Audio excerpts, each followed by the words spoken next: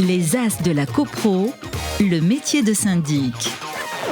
Alors la séquence, le métier de syndic, là on va peut-être parler de sujets qui fâchent un peu plus, enfin en tout cas un petit peu plus passionnés. Première question que je voudrais poser aux As de la CoPro, la convention de prestation de services signée entre le syndic et le syndicat des copropriétaires, Quesaco, c'est neuf, c'est nouveau, ça vient de sortir. Pierre-Édouard, qu'est-ce que c'est ? Un trompe-l'œil. C'est un trompe-l'œil parce qu'en fait, c'est un mécanisme de lutte contre les conflits d'intérêts lorsque le syndic veut proposer des prestations qui ne sont pas celles du syndic, qu'il propose habituellement donc au titre de son contrat, mais qui sont d'une autre nature. Ça pourrait être par exemple une entreprise de courtage d'assurance, ça pourrait être une entreprise de ménage, de nettoyage des parties communes, de sortie des poubelles, des choses comme ça qui n'ont rien à voir multiservice, avec bricolage. Multiservice, absolument. Et si le syndic veut proposer directement, c'est-à-dire sous sa casquette, sous la personne morale qui exerce les fonctions de syndic, à ce moment-là, il doit proposer une convention spécifique et surtout, il doit être autorisé, c'est ça le mécanisme, autorisé expressément pour que les copropriétaires sachent exactement que c'est bien le syndic qui propose cette prestation et pas un tiers. Et donc, il y a une procédure de protection du syndicat des copropriétaires. C'est pour ça que c'est un peu un trompe-l'œil, parce qu'on a appelé ça une convention de prestation de service, alors qu'en fait, c'est un mécanisme d'autorisation préalable à ce que le syndic puisse délivrer cette prestation-là. Et ça existait déjà dans le décret à la fois de 1967 et dans la loi Hoguet, son décret donc 70 et 72. Et c'est simplement une façon de l'avoir remonté dans la loi de 1965 pour l'afficher de manière beaucoup plus forte, de manière beaucoup plus évidente, pour que les copropriétaires puissent se saisir de cette question du conflit d'intérêts et de mieux réguler la pratique. Alors, c'est vrai que convention de prestation de service, donc c'est nouveau de l'ordonnance Elan de 2019. Je ne sais pas si beaucoup de syndics ont bâti des conventions de prestation de services. Est-ce qu'elles en ont beaucoup proposé ? C'est vrai qu'on ne sait pas quoi mettre dedans parce que, il faut que ça réponde à l'objet social du syndicat des copropriétaires, c'est-à-dire la conservation, l'administration et l'amélioration de l'immeuble. Il ne faut pas que ce soit dans les missions du syndic qui sont déjà très très larges. Donc au final, on met quoi dans cette convention de prestation de services ? Mathieu, est-ce que vous avez commencé à réfléchir dessus chez Foncia ? Oui, alors je pense qu'il ne faut rien s'interdire, mais comme vous le dites, il faut déjà que le syndic soit qualifié pour le faire, qu'il soit assuré pour le faire, et il faut que ça rentre dans l'objet du syndicat. Il y a sûrement des très bonnes idées, mais il faut aussi que ça intéresse les copropriétaires. Aujourd'hui, l'expérience montre qu'il y a un type de convention de prestation de service qu'on retrouve un peu partout, qui est la prestation d'assistance 24/7, c'est-à-dire qui consiste, en dehors des heures ouvrables du cabinet du syndic, à mettre une astreinte qui déclenche des interventions en cas d'urgence, en cas de fuite d'eau, en cas d'engorgement, en cas de panne électrique, le soir ou le week-end. Donc, à part ça, j'en connais pas d'autres. Alors faire une convention de prestation de service juste pour 24/7, en plus je crois que tout le monde n'est pas d'accord autour de la table. Pierre-Édouard, qu'est-ce que vous en pensez ? Est-ce que ça ne rentre pas déjà dans l'émission du syndic, ça ?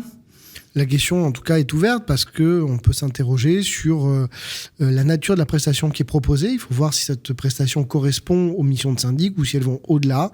Est-ce que la prestation qui est proposée donc en nocturne, parce que c'est ça la pratique, c'est de savoir est-ce que une fois que les bureaux sont fermés, est-ce que le syndic est toujours syndic ? Ce serait la première question. Et est-ce que les prestations qui sont proposées au-delà de la fermeture correspondent aux missions ordinaires du syndic ? Si oui, aux deux questions, à ce moment-là, on peut se poser la question de la validité de la prestation de service. Si on propose autre chose, si on propose différemment des missions qui ne seraient pas proposées par un syndic, à ce moment-là, peut-être que la prestation pourra valoir. Je pense que c'est quelque chose qu'il faudra regarder au cas par cas et voir si c'est dans l'intérêt des copropriétaires et si ça va au-delà des fonctions du syndic. Alors, c'est vrai que, il y a débat. Qu'est-ce qu'on met dans cette convention de prestation de service ? Est-ce qu'il n'aurait pas été plus simple, finalement, et ça me permet d'enchaîner sur la deuxième question de cette séquence, le métier de syndic. Finalement, est-ce que ça n'aurait pas été peut-être plus simple ? Je veux bien répondre quand même à l'intervention de Pierre-Édouard, parce que, effectivement, il y a discussion. Néanmoins, tout le monde est d'accord pour dire que le syndic n'est pas à dispo 24/24. Et le système de la convention de service, qui certes peut être discuté, est le plus transparent, le plus facile à mettre en œuvre.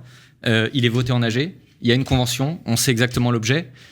Jouer avec le contrat de syndic et dire je vais juste étendre les horaires et garder mon agence ouverte toute la nuit, on comprend bien que c'est pas possible. Donc la réglementation n'est pas simple, mais je pense que quoi qu'on en dise, ce qu'il faut, c'est que la prestation soit très claire, notée dans une convention, votée en assemblée générale. Voilà, 24/7 ou autre chose. Après, ce sont les copropriétaires qui choisissent si ça les intéresse ou pas. Et le fait qu'il y ait du 24/7 proposé par tous les grands groupes montre que là, pour le coup, c'est quelque chose qui intéresse Et c'est un vrai besoin des copropriétés. Bon, en tout cas, à creuser, ce que je retiens aussi, c'est que c'est vrai que si on veut proposer un service, on ouvre une filiale, tout simplement, avec une autre entité juridique, courtage en assurance, vous en parliez, j'ouvre un cabinet de courtage, voilà, qui doit quand même passer sous l'autorisation de l'Assemblée générale, puisqu'il y a les liens capitalistiques et de direction. Donc au final, c'est vrai qu'on en revient toujours à ce qui préexistait avant la réforme. Il n'y a pas eu d'explosion des conventions de services et des services proposés par les syndics, et il n'y en aura probablement pas. C'est ce que je pense aussi. Le contrat de syndic type, alors justement, c'est la deuxième question. Ma deuxième question, la concertation bisannuelle du contrat type ou du décret portant sur le contrat type aura-t-elle lieu? De quoi on parle quand on parle de ça, Alexis de Coster? Bisannuel, je crois que c'est tous les 2 ans. Tous les 2 ans. Mémoire, c'est ce que j'ai cru comprendre en lisant en me remémorant et en relisant l'article 18 notamment et le décret. Écoutez, j'ai pas... Tous les 2 ans. Et là, on est à combien? Je pense qu'on est à peu près à... 7 ans 7 ans. Puisque le décret de 2015. Mars 2015. Ça fait 7 ans. 7 ans. Donc ça veut dire qu'effectivement, si ça fait 7 ans, ça veut dire que c'est presque maintenant qu'il faut peut-être aussi de revoir et rappeler au ministère effectivement les engagements qui sont quand même codifiés dans les textes. Cette concertation bisannuelle, alors visiblement il semblerait que le dernier décret qui est paru en juillet 2020 fasse office de concertation, c'est-à-dire que on a l'impression que le dernier modificatif du contrat valide cette concertation. Alors j'étais pas au courant. Donc personne visiblement n'était au courant. Donc c'est une concertation, c'est un nouveau concept, la concertation unilatérale. Unilatérale, oui. C'est ça. Donc effectivement, si c'est le cas, donc ça veut dire que dès juillet 2022, il faudra qu'on l'ensemble de la profession s'en rappelle au bon vouloir du ministère du Logement pour qu'avec le CNTJ, on puisse rediscuter d'un certain nombre de dispositions du contrat type de syndic pour ou restreindre ou enlever un certain nombre de dispositions, voire rajouter... Faire évoluer tout simplement, discuter de ce qui va, de ce qui ne va pas. Les choses ont bien changé depuis 7 ans en termes de réglementation. Bon, il y a eu une petite mise à jour technique et qui vaut donc, comme vous le dites, concertation. Ça reste très, très discutable. Des évolutions sociologiques, des évolutions technologiques. Justement, ce contrat de syndic, aujourd'hui, si on devait le faire évoluer, dans quel sens on pourrait le faire évoluer?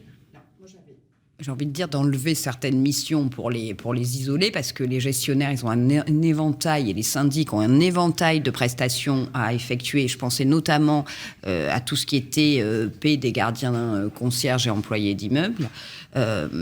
On peut se poser aussi la question de la structuration de notre profession, parce que je rebondis sur ce que vous disiez, Alexis, sur le CNTGI, qui est un peu un organe moribond. Enfin, on n'en entend pas parler. Donc, moi, je pense que notre contrat, pour qu'il évolue, il faudrait qu'il y ait un ordre, il faudrait qu'il y ait une fédération des syndics. Un syndicat uni, actif, qui redore un peu aussi le blason de notre profession, qui fasse de la pédagogie, qui fasse de la communication, parce que sinon, on ne pourra pas le faire évoluer, ce contrat, puisqu'on sera complètement dans un deal mercantile avec nos copropriétaires et financier. Et on aboutira, selon moi, à rien, et au détriment de la qualité. Contrat de syndic réglementaire, sclérosé, qu'est-ce que vous en pensez, Pierre-Edouard? Moi, ce qui me frappe d'une certaine manière, ici, mais de manière générale, quand on discute avec les syndics de copropriété de leur contrat, c'est qu'en 2014, lorsque l'idée du contrat type a émergé, il y avait un vrai bouclier contre cette idée, parce qu'il y avait des contrats qui étaient assez librement discutés, même s'il y avait l'arrêté Novelli, mais il y avait un encadrement qui laissait encore un peu de marge de négociation. Et avec le contrat type, on se rend compte que tous les syndics l'ont accepté. Et la preuve, c'est que là, en ce moment, on est en train non pas de discuter de contrat type lui-même, mais on est en train de discuter de comment est-ce qu'on peut éventuellement aménager le forfait, le hors-forfait, comment on peut faire évoluer un petit peu les choses. De l'accepter. Non, mais la question peut toujours se poser. À partir du moment où on est dans de la concertation avec les pouvoirs publics, est-ce que la régulation, on pourrait se poser cette question, est-ce que la régulation a fonctionné? Est-ce que c'est profitable aux copropriétaires? Est-ce que ça permet une bonne économie de marché? Est-ce que ça permet une libre concurrence? Est-ce que finalement le contrat type répond à son office? Et c'est ça la question qu'il faut poser si on veut en tout cas discuter demain avec les pouvoirs publics, c'est de savoir si ça fonctionne. Si ça fonctionne, on l'améliore. Si ça fonctionne pas, on revient dessus. Mais je pense que c'est la première question qu'il faudrait se poser. Et lorsqu'on aura répondu à cette question, il faudra se poser celle de l'amélioration au nom du contrat. Parce qu'effectivement, on pourrait très bien imaginer un contrat de mandat pur d'une page, puisque je rappelle quand même que le syndic est mandataire et pas prestataire. C'est vrai que le contrat type ressemble à un contrat de ménage, avec des tâches. 11 pages quand même. Imaginez un contrat de syndic mandat pur, l'identité des parties, la durée, le prix, l'objet du contrat, terminé. On renvoie ensuite à l'article 18 de la loi de 65 et tous les autres articles où on a les obligations du syndic qui sont de toute façon d'ordre public. Et puis après, on renvoie d'une façon plus générale aux devoirs du mandataire, code civil. Qu'est-ce que vous en pensez ? Ouais, moi je pense que le contrat type est quand même assez bénéfique et il a permis quand même de mettre en place une concurrence sur des bases saines, équivalentes. Les copropriétaires savent exactement à quoi s'engage la personne qu'ils ont en face. À mon avis, personne ne souhaite le remettre en cause. Je peux me tromper, mais à mon avis, personne.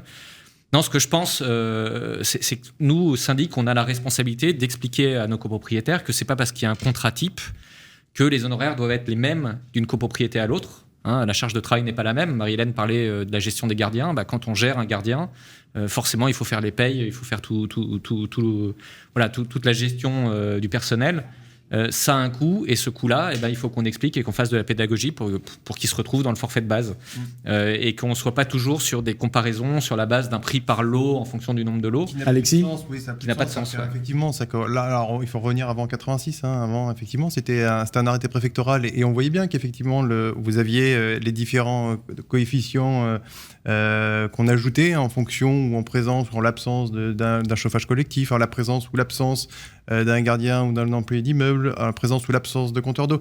Tout ça, auparavant, c'était codifié. Et donc, effectivement, il y avait des francs. Des barèmes, une sorte de barème. C'est resté dans la pratique. Alors, c'est resté, sauf que effectivement, c'est plus noyé aujourd'hui. Et c'est qu'on ne tarife pas aujourd'hui. On a du mal à sortir finalement d'une tarification au lot un peu, je dirais, au doigt mouillé. Il n'y a pas de démarche véritablement scientifique quand on fait une tarification. Ça, c'est toute la problématique. Aujourd'hui aussi du prix de revient d'un lot en copropriété. Je ne suis pas certain qu'aujourd'hui, l'ensemble de la profession soit en capacité de déterminer, en fonction de la charge de travail, si effectivement le modèle économique, parce que c'est pas un mot grossier que de dire ça, est intéressant quand il y a une tarification derrière. Bon. Donc effectivement, il faut qu'on puisse... je pense qu'on ne reviendra pas aussi sur cette nature de contrat type de syndic. En revanche, il faut qu'on puisse moduler, parce qu'un immeuble, aujourd'hui, on a le même contrat qu'on gère 2 lots ou qu'on en gère 5000. Donc c'est peut-être sur le fait de pouvoir moduler un petit peu, c'est peut-être ces différents contrats types. Alors, ce qui est sûr, c'est qu'il y a matière à faire évoluer le contrat de syndic. Le sujet, c'est la concertation aura-t-elle lieu ? Pour l'instant, personnellement, je le dis, à titre personnel, pour moi, elle n'a pas eu lieu. La prochaine, donc on l'attend, si c'est 2022, on voit bien, il y a matière à débat. Je vous remercie, je boucle sur cette question et on passe à la séquence suivante, la question du copropriétaire. Les As de la Copro sur Radio Imo.